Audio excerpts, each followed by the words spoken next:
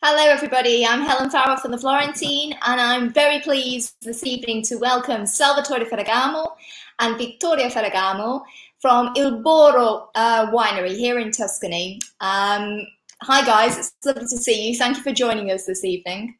Hi Helen. Hi. Thank you for having us. Great pleasure to be here. You're very welcome. Pleasure. Thank you so much. Il Borro is a wonderful place. I mean, I'm very lucky that I've been able to come and visit your winery and your hotel on many an occasion. I remember a wonderful occasion where I joined your family and picking the grapes at the harvest and eating at your gourmet restaurant. So it was a place of real memories for me. I wonder if you could just explain where Il Borro is and a little bit of a history about the winery, Salvatore. Sure, of course, Helen. Well, Il Borro is sometimes described as an act of faith from the family because we purchased the property back in 1993 and it was in a complete state of abandonment. The property was rooftops which were leaking and pots and pan all over in the houses, and all agricultural activity was completely abandoned. But my father and us children fell in love with the property and thought what an incredible potential. And this, of course, is back in 1993, and this is before, Tuscany was the Tuscany that we are accustomed to today. And we were fortunate that we could invest in this beautiful property. And within the projects that I personally have followed are the hotel side of the business and the wine side. And then my sister, Victoria, which you can see is quite a bit more beautiful and younger than me. but she joined the board and she's in charge of all the special projects that we have on the property. So my father bought the property back in 1993, and we have completely restored this beautiful 1,000-year-old medieval hamlet, and the village has been made into a 5-star Relais and Chateaux hotel. We have 2 restaurants on the property that everything that is produced from your vegetable garden is available to our restaurant, so it's farm-to-table type of concept. Then we have the winery, the spa, the horses, golf, tennis, and many different activities on the estate. At the same time, we've invested heavily in production of wine, and all in the concept of sustainability. And I think this is a fantastic concept because Il Borro is today 1,100 hectares of land that have been completely transformed in a concept of sustainability. So the hotel is actually fueled by solar energy. We produce 3 times as much solar energy as we consume. So we actually qualify as a negative carbon footprint property, which is a fantastic concept. And then we have the production of wine that since 2015, we're certified organic. So the whole concept is truly unique. It's sometimes difficult to describe Il Borro, because yes, we're very close to Florence. We're only 45 minutes south of Florence, close to the town of Arezzo. But at the Borro, we do everything. We have a farm, a hotel, a winery, and all together and very synergic with one another. We have also some restaurants that are on the property, but also in Florence. We're branched out with our restaurant concept also in Dubai. And in October, we are going to open in Berkeley Street, Mayfair, London, a Il Borro Tuscan Bistro. So I didn't know that, Salvatore. Yes. Oh, okay. A UK branch. That would be wonderful. Fingers crossed. Yes. Yeah. Absolutely. Yes.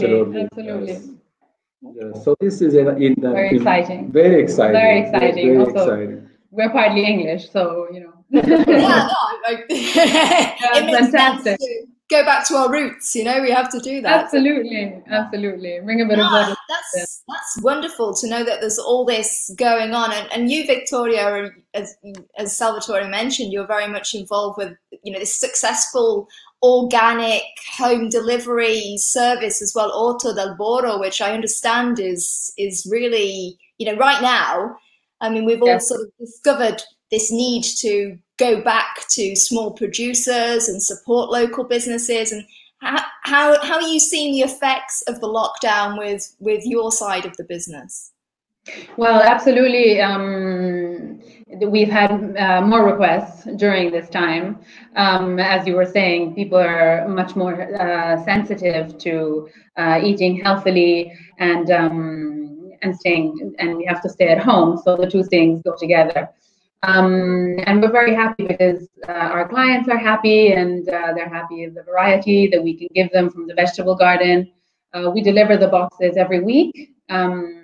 In the surrounding area to Il Borro, so in Arezzo, Florence, and Siena. With the box, we also deliver 6 eggs, which are from our own free-range organic chickens. And there we have it. So it's moving on, and it's something that I'm very passionate about. It's one of the latest projects at Il Borro, so it's been open only for 3 years, but we really hope for it to grow more and more. We love to have products of Il Borro, starting from the wine, and we want to have more and more. And the vegetable garden is has so much variety, and you can do so many things with the products that we have. I mean, it's true, isn't it? We've all been locked in our homes or wherever they might be in recent weeks, but nature doesn't end. I mean, it keeps going. So, I mean, what's the situation like at Il Borro right now in terms of the vines? I mean, how are they looking? We've had intense sunshine, which is kind of odd, and then we've got this sort of grey, damp weather today, at least where I am in Pontasieve. So how are you seeing the season progressing so far for the vines and also for the vegetables?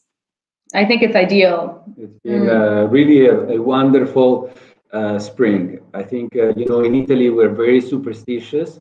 And when we say that we have I think it's called a leap year, an anno bisestile, when you have an extra day in February, we consider that to be an unlucky year. And I think in all fairness, it is a difficult and maybe quite unlucky year, I would say. The worst for a long time, yeah. Worst for a long time. So the only thing that I can say very positively is that the spring has been fantastic. Unfortunately for everybody that works here at Il Borro and produces wines and works in the vines, they don't have the luxury of not having me around it because I usually travel about 150 days. So you're going to find that 2020 is going to be a wonderful vintage, fantastic wines, because all the producers are staying back home and taking care of those vines, really manicured to like a garden. So I think it's going to be so far so good, and hopefully we'll go through a great vintage. Well, fingers crossed. At least, we can remember 2020 for being a good vintage rather than for other reasons. That would be at least a nice conclusion to all of this anyway. So yes, absolutely. We hope so. Lovely. Victoria, I don't know, I'm into baking at the moment, like a lot of people, and I made bread for the first time the other day. Did I read somewhere that you were thinking of introducing ancient grains and flour and all this sort of thing to the range, or am I saying something that's a secret? I hope not. No.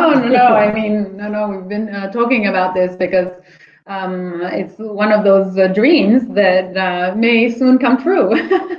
So we're going to have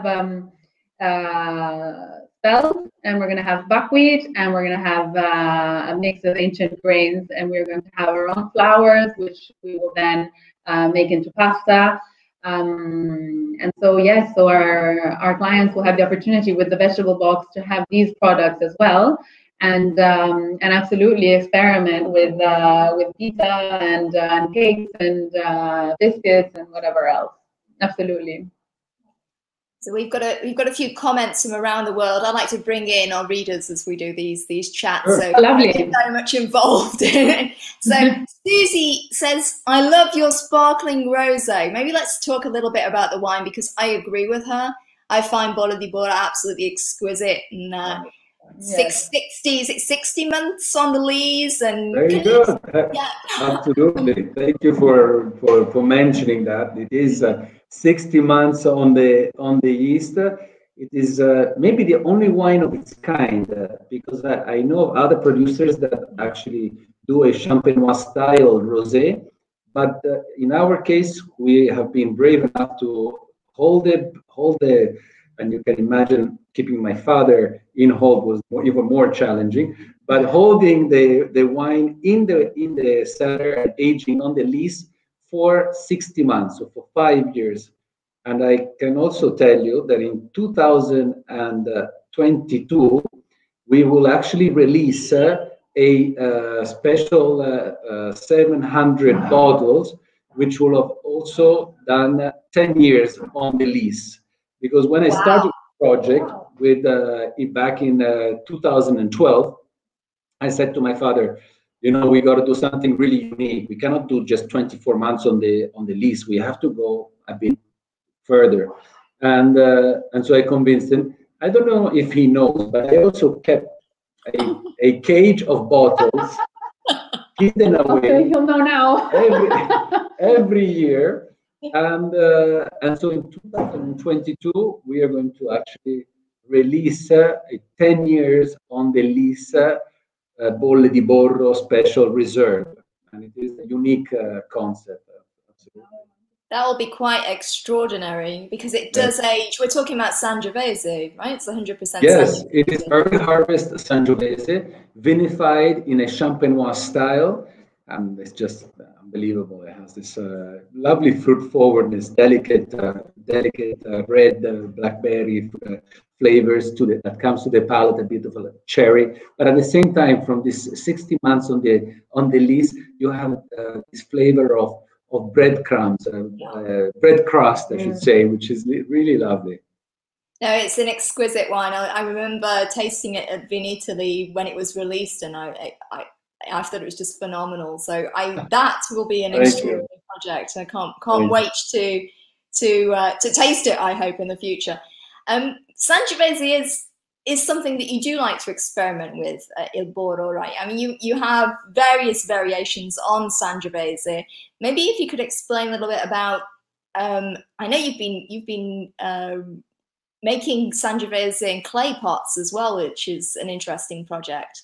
Yes, well, we actually use the clay from Impruneta, and so this is a fantastically wonderful properties, ideal to create this amphoras. So the amphora is a wonderful container, and in a way you are going back to the origins of wine. So wine was created in Persia about 8,000 years ago, and the way that they would transport and age the wine would be in these large clay pots. And the clay is quite unique because it has a porous element to it, which is actually even more porous than oak and wood. And the concept is really quite special because you're removing the oak, which we all love. You really have a more of a vertical dive into the fruit. You're really tasting the different layers of fruit. It's incredibly fruit driven. So we collect it's actually a very natural way of making wines. We collect the grapes, they're pressed, they go into the amphoras, and they sit in contact with the juice for 1 year. Really a lovely wine. It's a very earnest wine. I find it very authentic. It speaks a lot. It really says Tuscany to me. It's one of those, you know, at Sangiovese, it's like your best friend. You know, you can, at least I'm not Tuscan, obviously, I'm British, but for me, I've lived here for a long time and I've tasted a lot of wines. But Sangiovese is always it's a homecoming in some sort of way. Yes, it is. It's also an incredible variety because sometimes it can surprise you on difficult vintages that you think that maybe it could be challenging. It surprises you in how well that vintage is for Sangiovese. For example, 2017, very dry and hot vintage here in Tuscany. Actually, we even got hit by frost in early April. And the result, though, on the wine has been phenomenal. Just really enjoying, especially this new wine, Polissena, which have just joined the new DOC that we have here on the property. and it's a 100% Sangiovese wine that actually has a 12 months passage in barrique, and today it's actually become part of the Valdarno di Sopra DOC. You know, this old DOC that Cosimo de' Medici created in 1716, and with a local producer, about 20 producers, we have reactivated this DOC in producing the first DOC in the world that produces wines 100% organically. So it's very exciting DOC that we've been working on. No, I mean, it's interesting you're talking about this relationship with the territory, and I feel that's, you know, it's a really interesting perspective on things, and it's a very historic subzone, as you mentioned. I mean, what's the feeling in Valdarno di Sopra? I've been watching what's been going on in the area for a while. I've been meaning to come and visit a few of the producers, but it is becoming a very interesting area in terms of winemaking. Can you talk a little bit about the soil, maybe, Salvatore, and what actually makes the area so fascinating?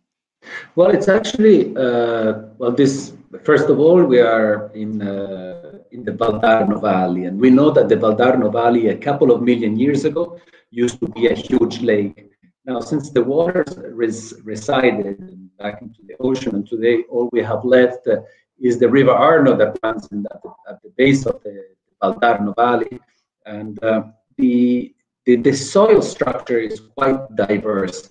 So we're going from the Pendici del Prato Magno, so the Apennines that we have to the north, with a typically rocky, dry, steep incline type of soil, to maybe more of a sandy soil as you're coming down into the mountains, sandy but also pebblyish types of soil. Actually, this is a part of Tuscany where in the pebbles we plant the Syrah grape variety, which does incredibly well. I produce a wine called Alessandro del Borro, only magnums, 100% Syrah, fantastic wine, only 2,450 magnums, unbelievable wine. And if you're coming further down into the valley, you find more of a compact, clayish types of soil. And this new DOC, it's not only focusing on organic wines, but it also focuses on terroir. And so it's taking an approach where producers can actually bring value to certain wines and mention the name of the vineyard. So a label can actually say that the grapes that are in that wine comes from that vine. You know, the French would call it a cru. We cannot use the word cru, so we use the word vigna. So it's a really well thought of, quite innovative new DOC, the Valdarno di Sopra. I can't wait to come and visit it. I have a wish list of all the places that I want to visit once we're allowed out again, which we hope will be very soon. In fact, we're getting questions asking about whether you're open at Il Borro and when you will be able to welcome people back. I don't know if you're able to answer that yet, but do you have plans? What are your plans for the summer? Obviously, this is extraordinary circumstances that we're in, but everybody does want to come back to Tuscany.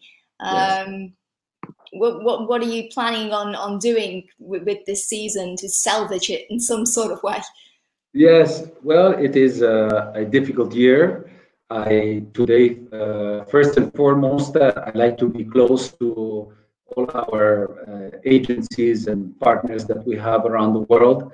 Not so much in encouraging business, because of course it would not be appropriate at this time, but just to be close, and to sometimes I ship some wines and we do calls in the middle of the night with America or other parts of the world. We share a glass of wine and just have a chat. And so that's basically what we're doing. In terms of the Borro today, we are looking at an opening in the 1st of July. It's difficult to make any predictions because really we don't know too much from what the government will decide. And I imagine it's actually very difficult also for the government to make decisions as the virus progresses. But I have to also say that the Borro is in the middle of the Tuscan countryside. So social distancing comes much easily and quite naturally for us. We are working on a protocol, so at the property in terms of mask and gel, hand sanitizers, and ways of distancing tables and so on in the restaurants, and how to really approach this season.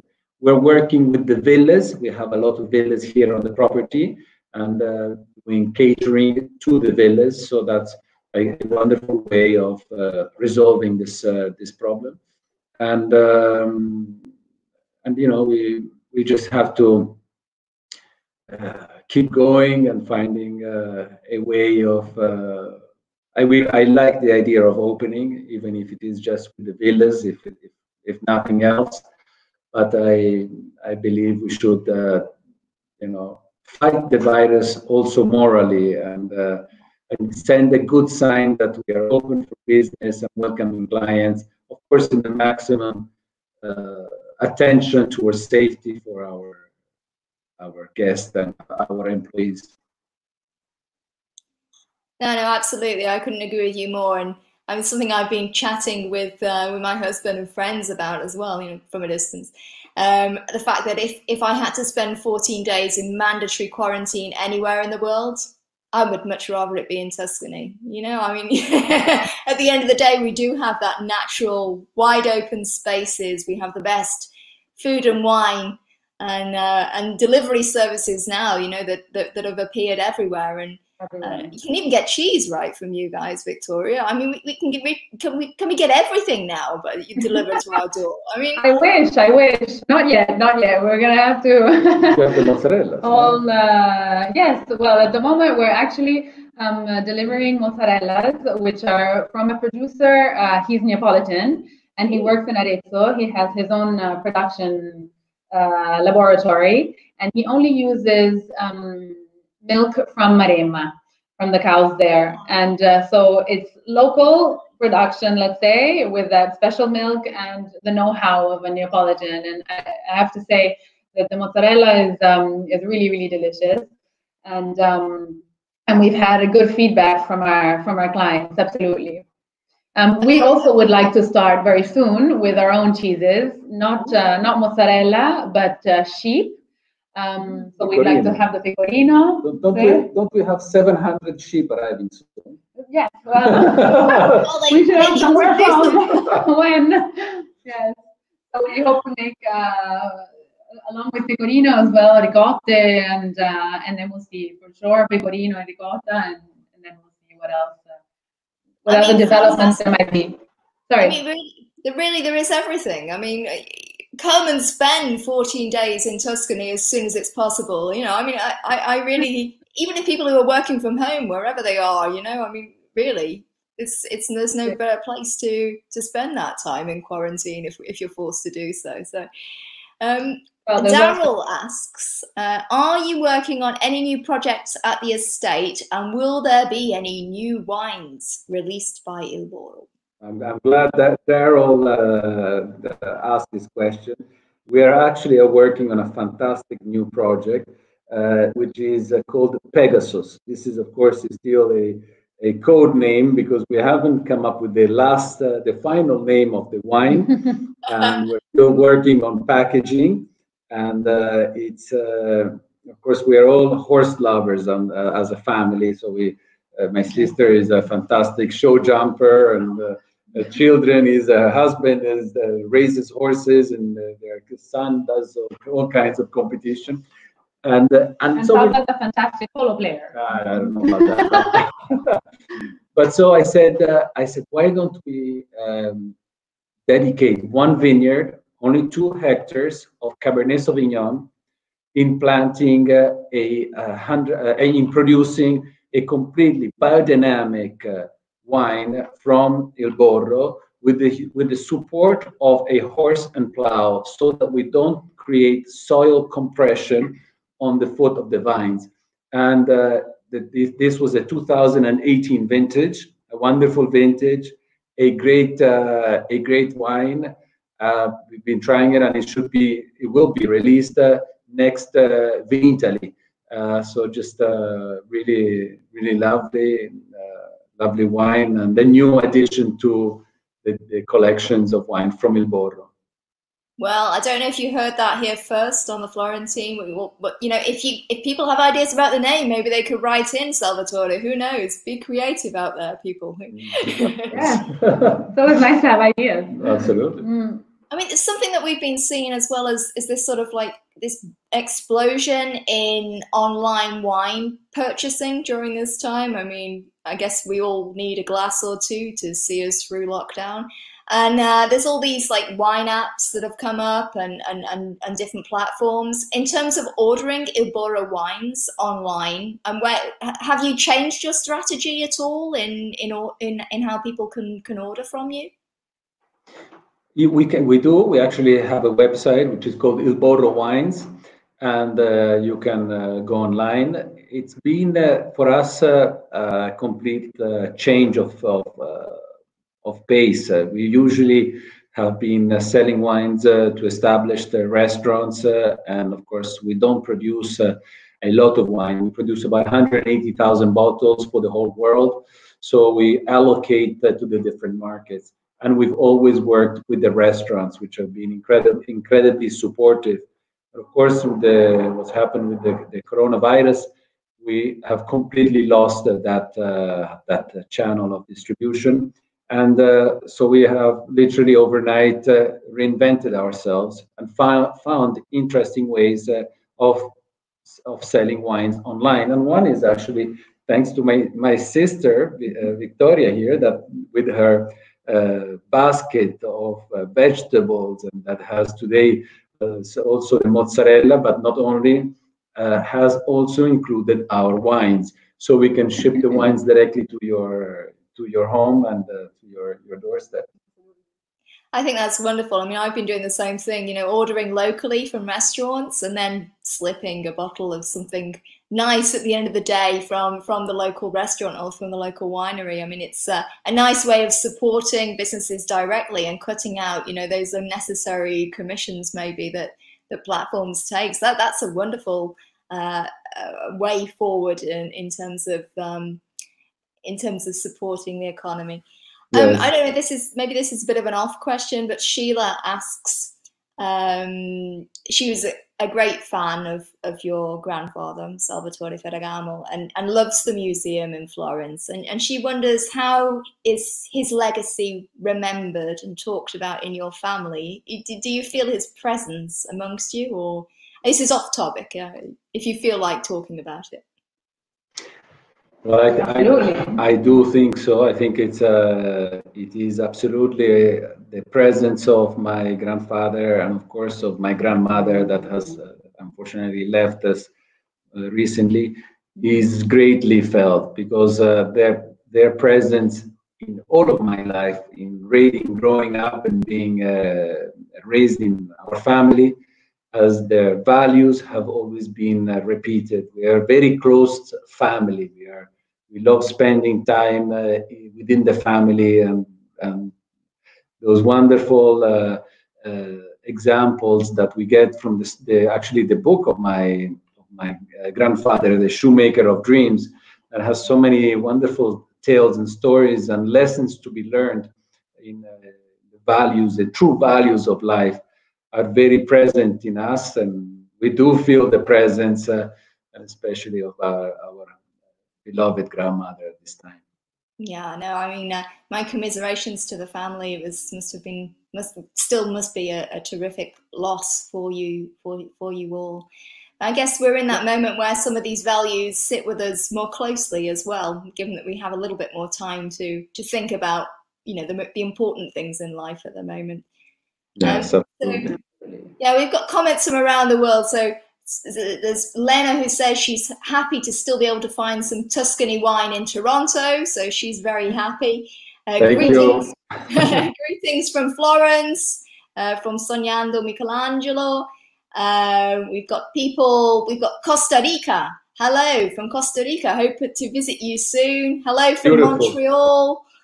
So they're all out there and they can't wait to come back. And I'm sure, you know, you will be welcoming them back as soon as possible. So Thank you very much, Salvatore and Vittoria, for joining us this evening. And, you know, hopefully very soon we'll be able to welcome all of those Tuscany lovers from around the world back to our beloved region.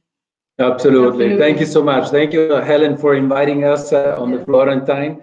It's been great to share the stories of Il Borro, and I look forward to see you in person for a good glass of Il Borro wine together. Very soon. Thank you very much. Very soon. Thank you so much. It's been such a pleasure, and thank you to everybody that has been listening to us. Thank you very much, and hopefully we'll see you soon, like I say, with a glass of wine in our hands. Have a wonderful weekend. Thank you. You too. Thank you very much. Bye-bye. Bye. Bye. Bye. Bye.